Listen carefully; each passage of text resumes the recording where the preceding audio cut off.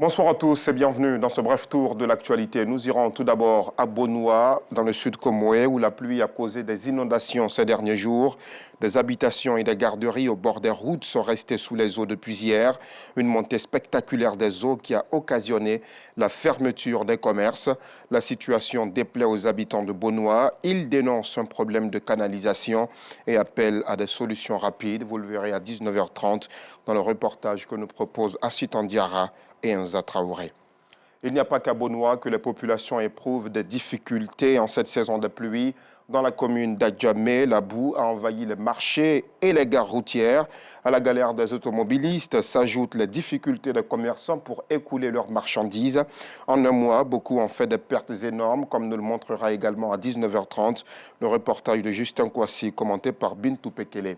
Et cette page noire dans cette édition, la mort dans la nuit du lundi 9 au mardi 10 juillet du cinéaste Roger Nyuambala a suscité une vague de tristesse. Ce baobab du cinéma ivoirien, mort des suites d'une longue maladie au CHU de Trashville, laisse derrière lui toute une famille, des collaborateurs, des proches et des amis inconsolables.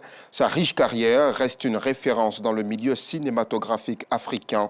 On en parlera d'ailleurs à 19h30, comme nous le dit Clarisse Kanyala. Dans l'actualité sportive, 10 000 volontaires seront recrutés pour aider à l'organisation de la phase finale de la Coupe d'Afrique des Nations Côte d'Ivoire 2023. Le comité d'organisation a lancé l'opération de recrutement hier mardi au Palais des Sports de Trècheville. Comment devenir volontaire? Eh bien, pour le savoir, rejoignez-nous à 19h30. Le reportage d'Arsène Kouassi nous en dit un peu plus. Hors de nos frontières, la Guinée suspend sa participation à l'Organisation pour la mise en valeur du fleuve Sénégal. Dans un communiqué signé par le port Al-Amara Camara, les plus hautes autorités guinéennes ont constaté avec regret que les préoccupations et les intérêts stratégiques de la participation de la Guinée à l'OMVS ne sont pas toujours prises en compte par la dite organisation depuis sa création. La Guinée dit de Koutoutéi, elle note aussi sa sous-représentativité au sein des instances de décision de l'OMVS dont le siège est à Dakar. Pour rappel, le fleuve. La Russie fait une sécurité alimentaire mondiale.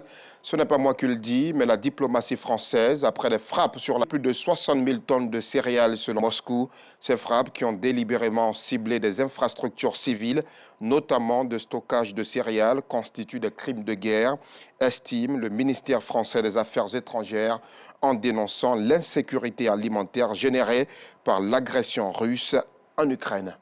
C'est sur cette note qu'on met un terme à ce bref tour de l'actualité. On se retrouve à 19h30.